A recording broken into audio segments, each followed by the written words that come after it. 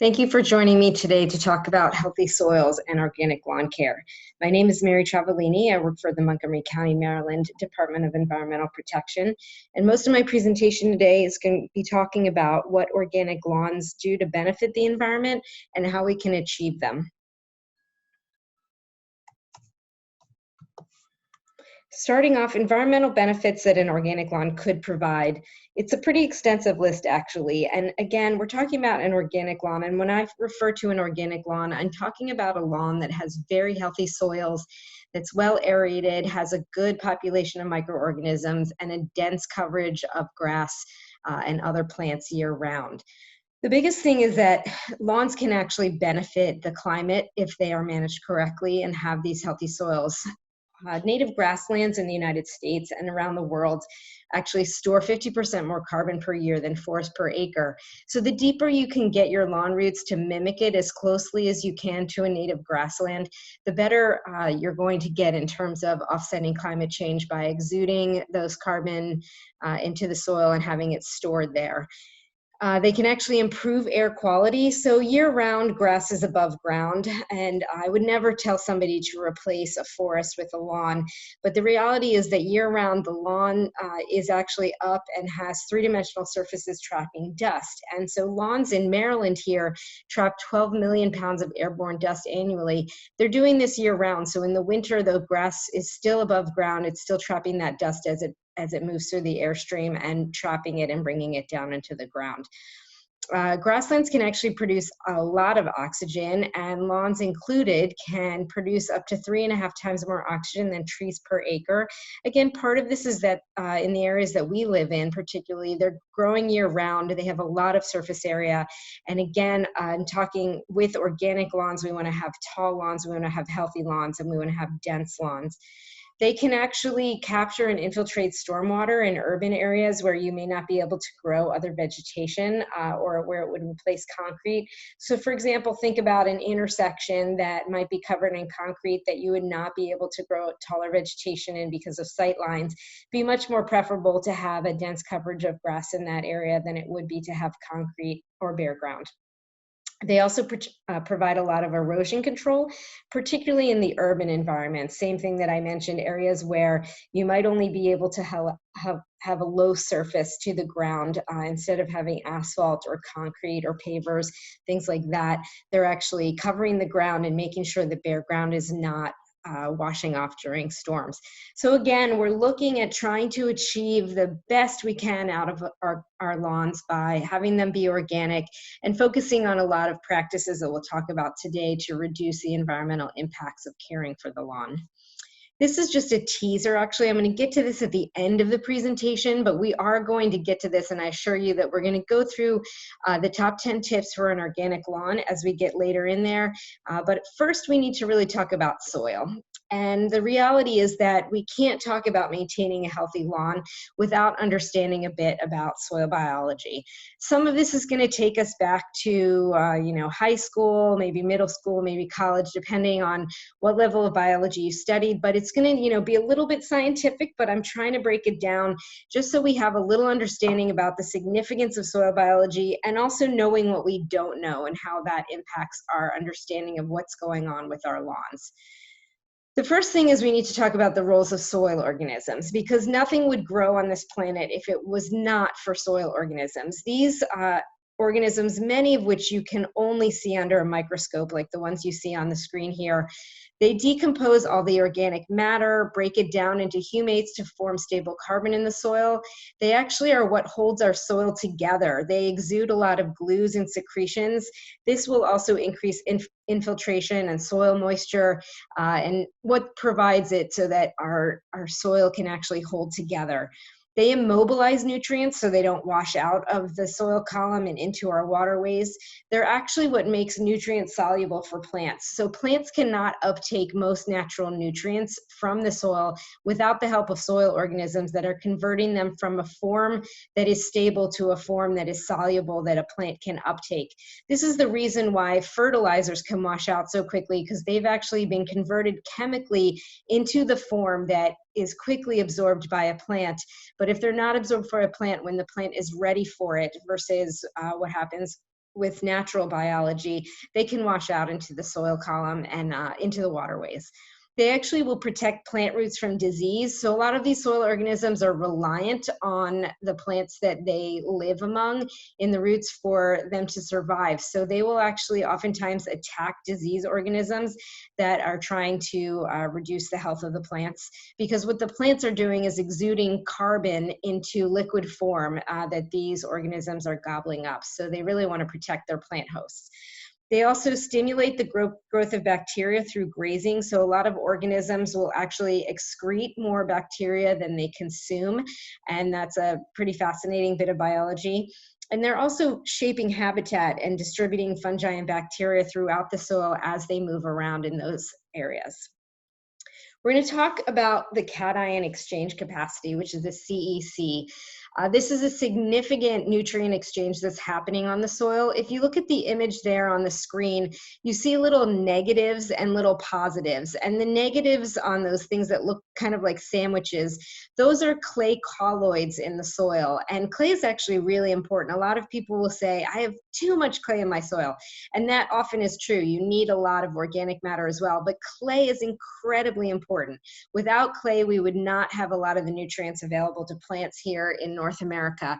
So if you look at those sandwich things, those are the soil colloids, and they have negative charges on the end of them. Most of the nutrients that are out there in the soil are in positive forms, and those positively charged nutrients are binding to the negatively charged clay colloids. They're really important. So you see out there outside of the sandwiches, you see pluses and minuses. This is the nutrients going back and forth and in different forms. So clay has this negative charge. Sand and silt in the soil have no charge. And organic nutrients generally can be positively charged. So you'll see that many plant nutrients need to bind to clay, but then negatively charged nutrients will bind to organic matter. And we will talk about the negatively charged nutrients in a minute. So diving into cation exchange capacity. So the two most important rules is the first rule is the smaller the particle, the more tightly it is held to its host. And number two is the higher number of charges is the more tightly it is held. So when we look at that graph to the right there, it's called the what's called the hierarchy of affinity. So if you look at the hydrogen up top, it's got one charge, but the next thing below it is the aluminum with three charges. The hydrogen is actually a very, very, very small particle, but it only has one charge, but it's way more tightly held than aluminum. While aluminum is a very large particle, it has three charges. So it's kind of right there behind hydrogen in terms of how hard it's held onto its in the cation exchange. And then below that we see calcium, then magnesium, then potassium, then sodium, and so on and so forth down the line. But the ones at the top are more tightly held. If you look at that graphic down below, we're sort of zooming into that sandwich area where you see the soil colloid and the negative charges. And you'll see those positively charged particles. And they're constantly moving and exchanging places on those soil colloids, mostly through the use of microorganisms that are converting things in the soil. As those things move around, some of them are coming in and off, but you can see like calcium and sodium would have to both come off with three charges in order for aluminum to go back on. And this is really important. This is what we really never see in the soil. And this is what causes problems when we start adding things that are fertilizers from a bag and causing exchanges that we don't really see going on in the soil. So we're going to talk about anions. So we talked about cations. Anions are the negatively charged particles. Most things that plants need to uptake need to be in these negative forms. They cannot fix to clay though. They have to be fixed either by organic matter, which is mostly positively charged, or also they might be fixed as insoluble compounds. For example, they might be bound in rock. And again, that's going to take weathering or microorganisms to get those to break off of there. So you can see there are some of the common anions like phosphate and nitrate. These are things that oftentimes are bought in a fertilizer bag because they're already in that negatively charged form. We've converted them in a lab to make them available in those forms. But they will easily wash out in the soil if they're not immediately uptaken by plants. And plants don't uptake them just because they're there. The plant has to be in a growing state where it needs that nutrient and it will take it. So if it's not taken up by plants, or if it's not quickly fixed by organic matter with that positive charge, it can quickly wash out, and this leads to a lot of the pollution that we have in our waterways in the Chesapeake Bay. And this is why we encourage people to avoid using fertilizers from a bag and instead focus on natural materials and organic materials that we're going to talk about later in this presentation. I'm going to use pH as a big example of this seesaw problem that we can cause underground. So a lot of people say, you know, get your soil sample, and if the pH is out of a certain range between, you know, 6 and 7 for your lawn soil, you should adjust that. And a lot of people do take things, you know, lime and calcium and things, and try to adjust the pH. But what's really important to understand is that hydrogen is not a nutrient. So pH is a measurement of the amount of hydrogen atoms that are fixed to the soil.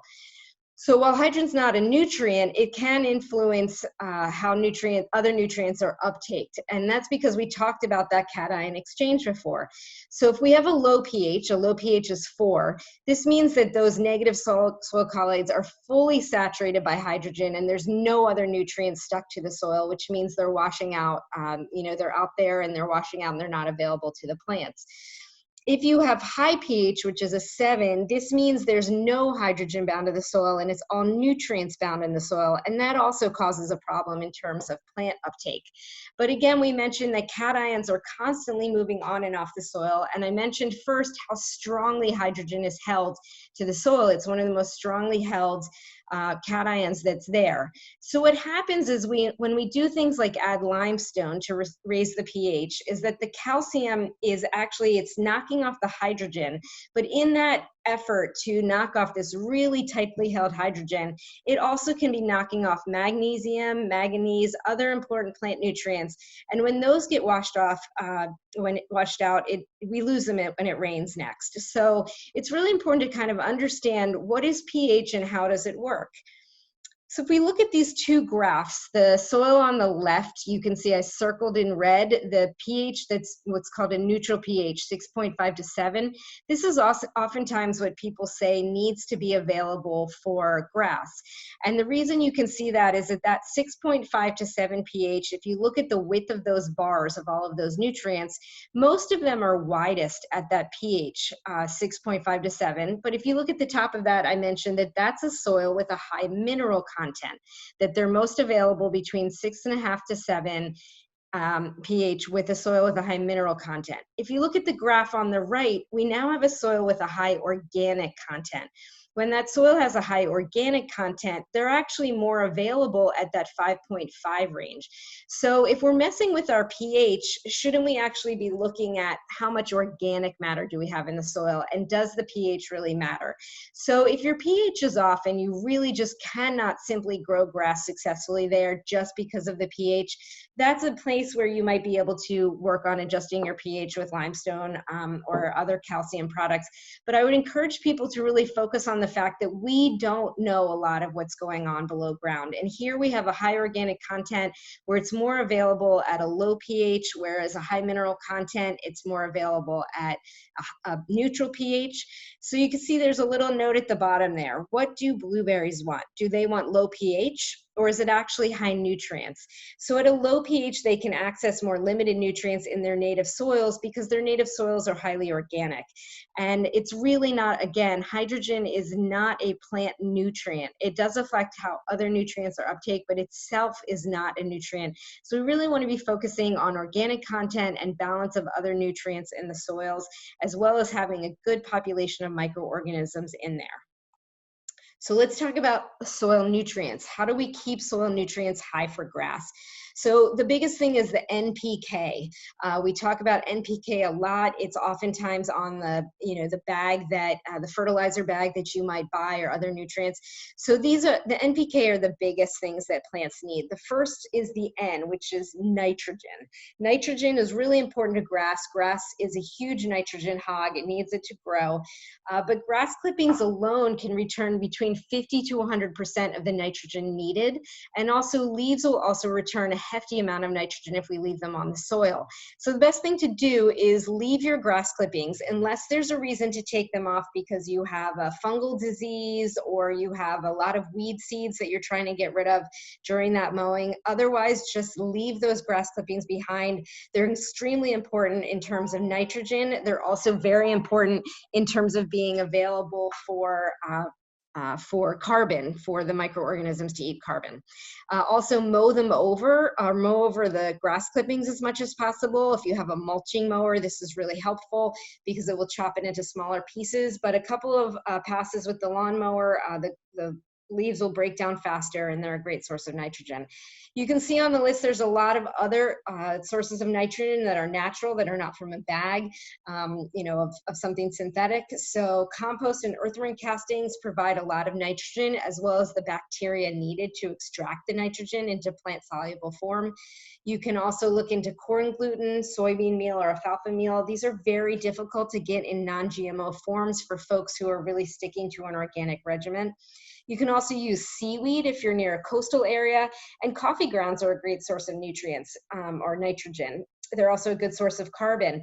So, if you take your coffee grounds and just let them dry out a bit and just scatter them across the lawn whenever you're out there is a great way to just compost directly into the soil.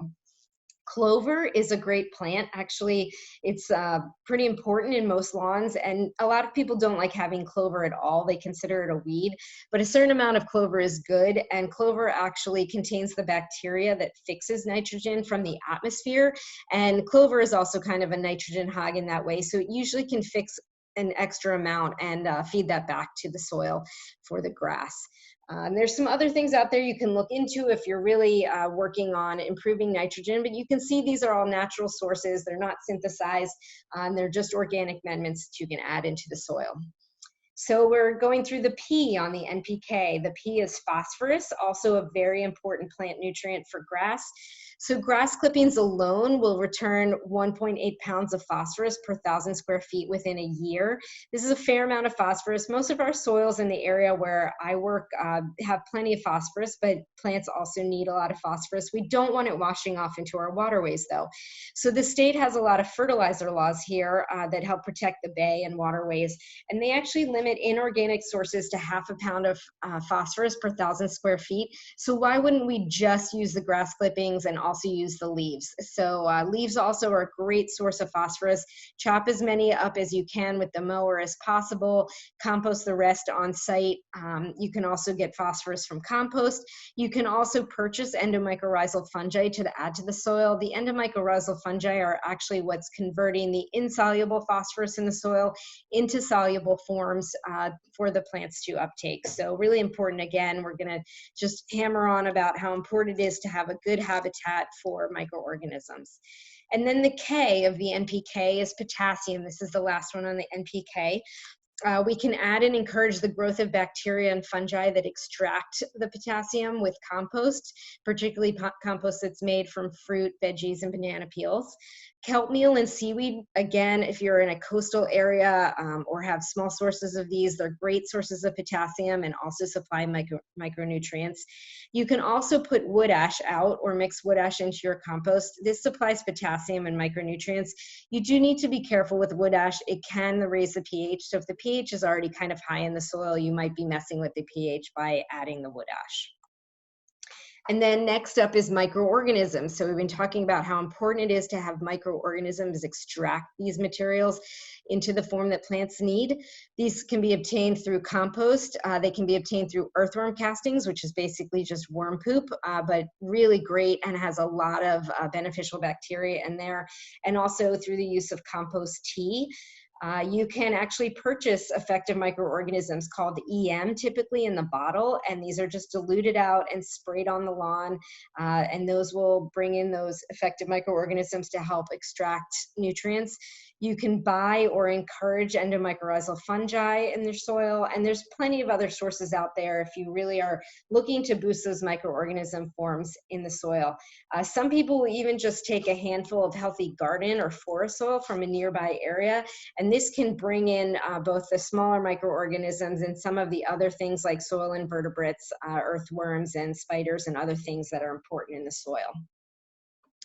Then next up is carbon. So all of these microorganisms eat a lot of carbon. This is their food source. This is really important. And this is also what's helping to get that carbon stored in the ground and help with our situation with global climate change.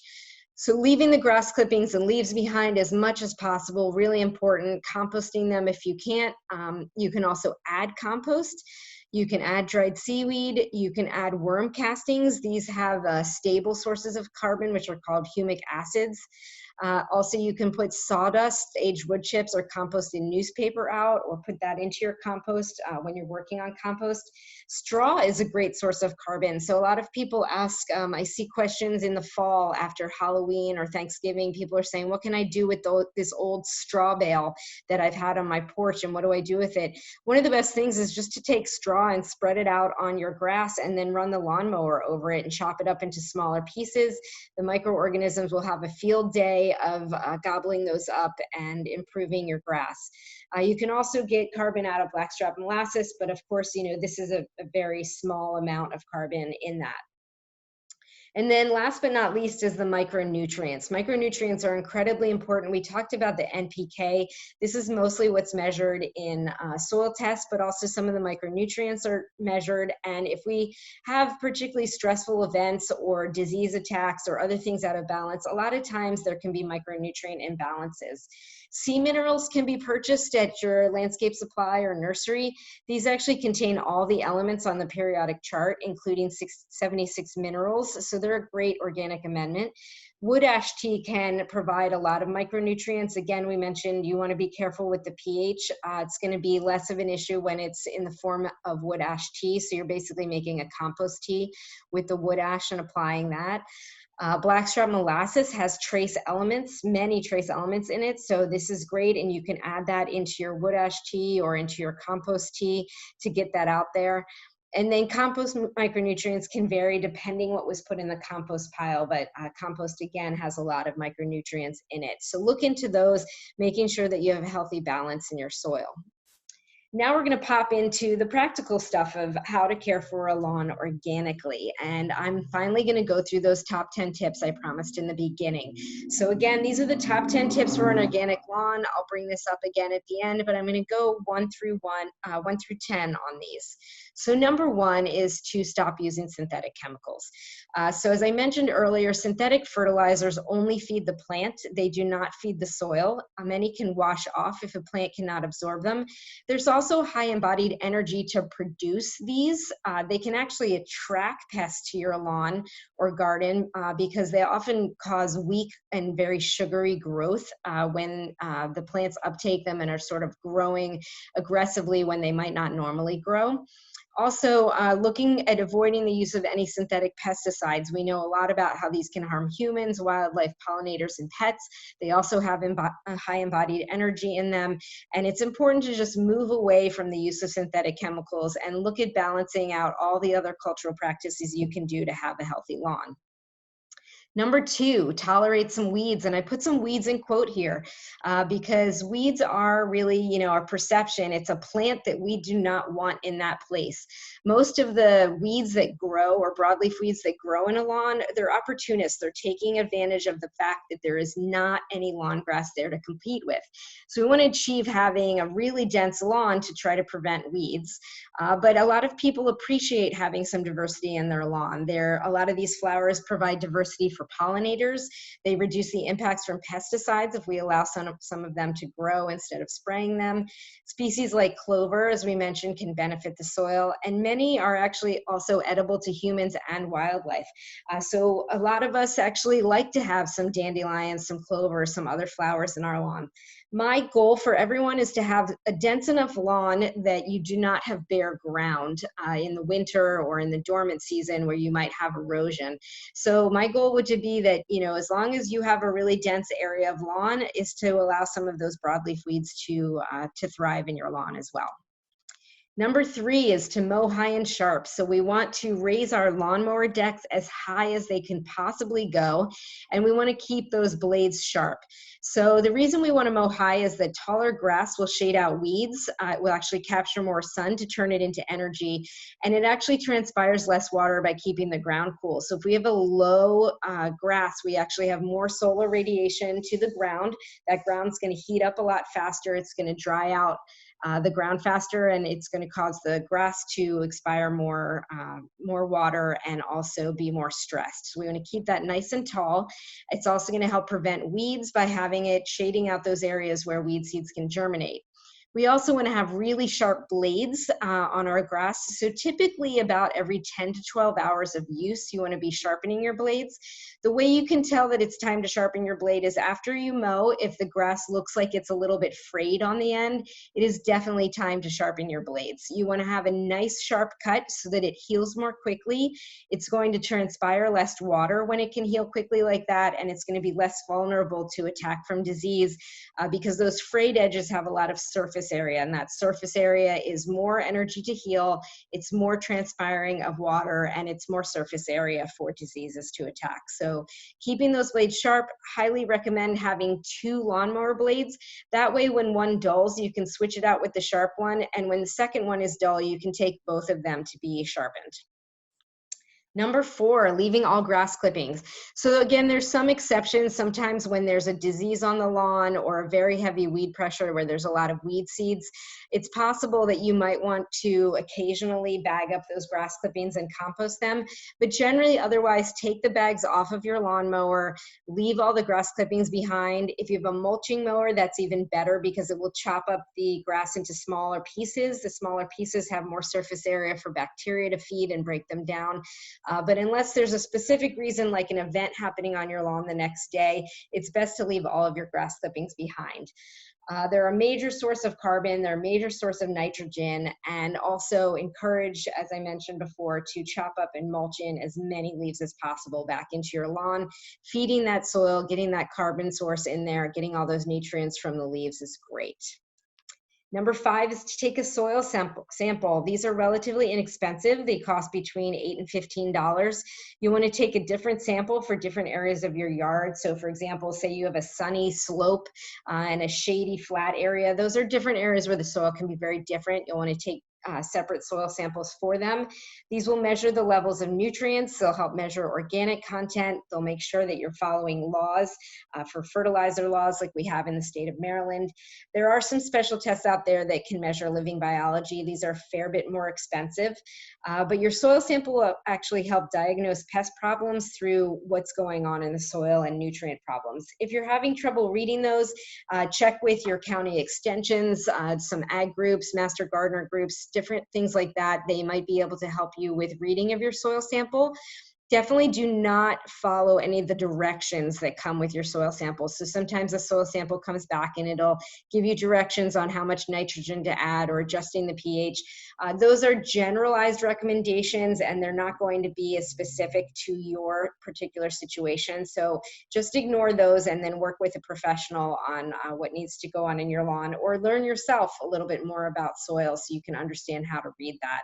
We do have some good resources on our website about how to read your soil sample, and the website will be shared at the end, so you can definitely go there. Number 6, core aerate compacted soils. So if you were to go out and it hasn't been raining today or yesterday, and you were to put a screwdriver into your soil and it's relatively hard to push that screwdriver in, chances are pretty good that your soil is compacted. Compaction can be also a nutrient imbalance, but a lot of people also don't have a lot of organic material, and also soils become compacted over time from frequent mowing and frequent activities. So core aeration looks like this picture here. It's actually a machine that goes over. It pulls out these little plugs from the soil, which are left behind and are broken down within a day or two from microorganisms, that will open up the soil to provide air for microorganisms and water to get in there. It will open areas for compost and seeds to mix into that soil profile. Really important to do. When you do core aeration, typically you're going to be looking towards a professional because many of these machines are relatively heavy, difficult to get on and off of trucks and move around.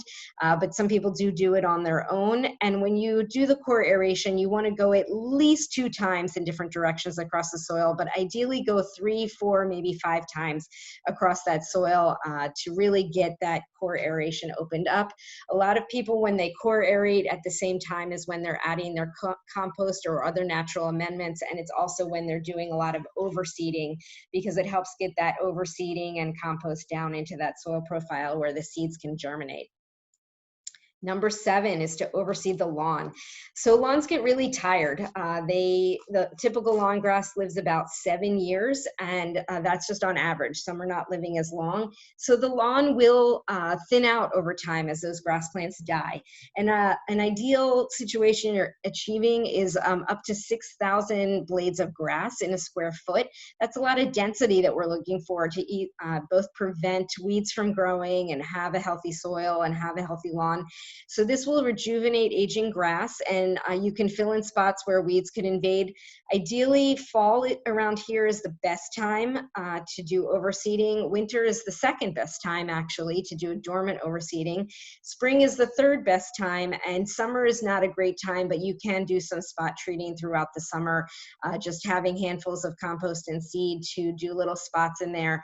The warmer it's going to be, the more water it's going to take to get that grass established and make sure that it grows. So again, looking towards fall, then winter, then spring, and then summer just for spot seeding if necessary. Number 8 is adding carbon-based materials. We mentioned before how important carbon is as a food source for microorganisms. Carbon also buffers the pH. So when you're looking at your soil sample, you want to try to start moving towards the 5% organic matter in that lawn. And that organic matter, again, will buffer the pH, increase the cation exchange capacity for nutrients, will increase the carbon food source for microorganisms. It will also supply the micronutrients, as we mentioned all those things earlier, and also help fight disease organisms. If you have a large area and compost is not available or is too expensive to get across that area, or also you can't use it because you already have a high phosphorus content, try compost tea. Looking into applying compost tea. This is much cheaper, has no phosphorus concerns, and very low in labor intensity. It's something you can do from home. Really great project. You can get a lot of information online about compost tea. We have a recipe on our website for how to do that. You can contact us to ask for that recipe if you can't find it. Number 9 is to limit watering. So we really only want to water a lawn during establishment or drought. When you do need to water, make sure you water deeply, an inch of water or more, and do not do it frequently. So actually, frequent shallow watering will encourage weeds, and it also cause our grass plants to not reach their roots deep down into the soil as they're becoming reliant on that. Lawns also need rest. So a typical fescue lawn around here needs a little summer dormancy. So forcing it to be green when it's dry out is not really necessary. And if it is healthy and it has a good root zone, it can survive a significant amount of drought without watering. So looking at only watering deeply and infrequently. And number 10 is to consult with a professional. So not all professionals are alike. You want to seek out folks who have some more organic knowledge. You also want to be a source of wisdom yourself. Learn as much as you can about soil biology, about grass, about the type of grass you have, so that you can understand and you can have a good conversation with that professional about what they're doing and understand what you're asking for. Using reputable suppliers. So seek out local experts. There's a lot of great people all across this country in whatever local area you're in that are going to have a lot of great knowledge.